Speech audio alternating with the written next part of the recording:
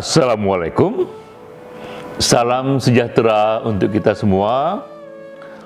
Om Swastiastu, Namo Buddhaya, salam kebajikan. Awalnya adalah kearifan, awalnya adalah wisdom, lalu kearifan tersimpan dalam puisi. Ini serial kuliah singkat, Kultum, kuliah 7 menit. Kita menggali kearifan dari kutipan puisi. Kali ini kita menggali puisi dari seorang sufi bernama Hakim Sinai. Ia lahir di daerah yang sekarang disebut Afghanistan tahun 1080 hingga 1131. Kita kutip satu puisinya dari buku Book of Sanai. Ini kumpulan buku tentang puisi dia yang dikoleksi jauh-jauh hari setelah kematiannya. Dalam puisi itu, kutipannya ia mengatakan, "Jika pengetahuan tidak membebaskanku dari diriku, itu bukanlah pengetahuan sejati. Jika pengetahuan tidak membebaskan diriku dari diriku, ia bukanlah pengetahuan sejati." Ini ungkapan yang filosofis, yang agak rumit.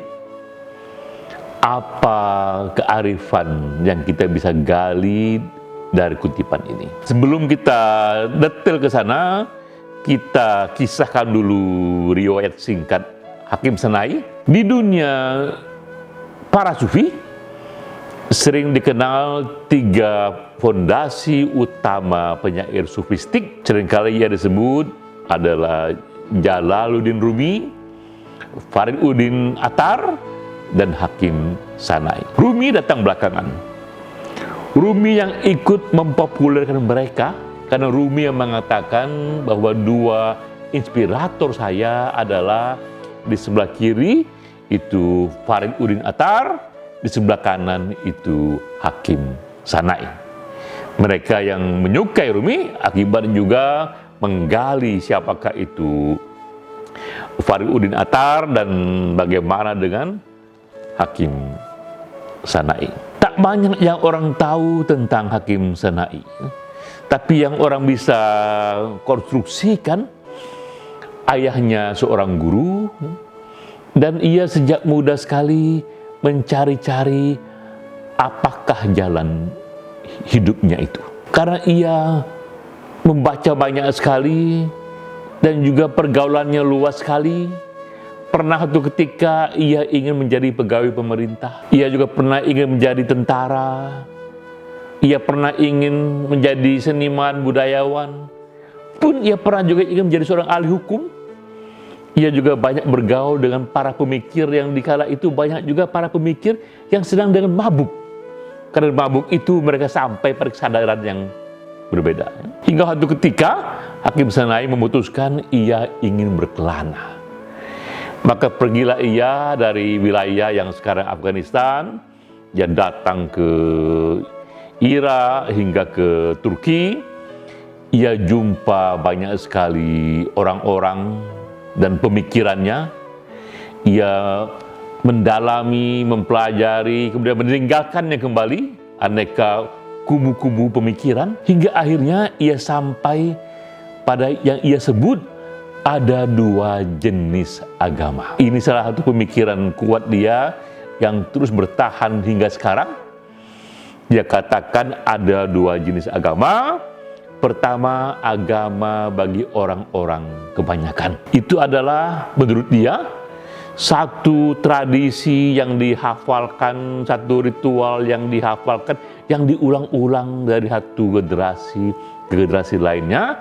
Inilah agama yang dipeluk oleh orang-orang kebanyakan. Namun menurut Hakim Sinai, ada juga yang ia sebut agama sejati.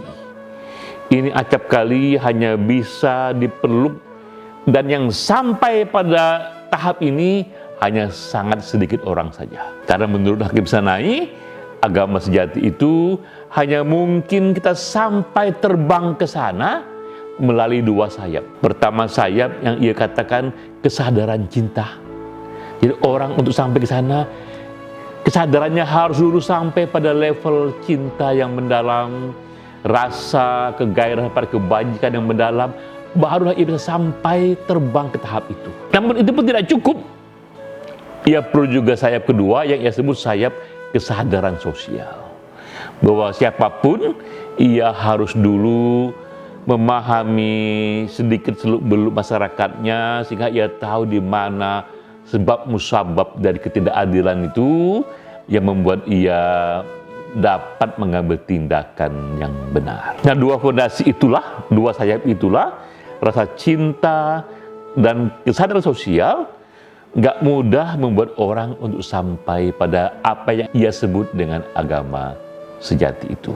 Itulah oleh-oleh batin yang ia dapatkan setelah ia berkelana di begitu banyak tempat, sehingga akhirnya ia menemukan apa yang ia sebut itu pengetahuan sejati, yaitu pengetahuan yang ia ungkap di puisi tadi, pengetahuan yang membebaskan diriku dari diriku.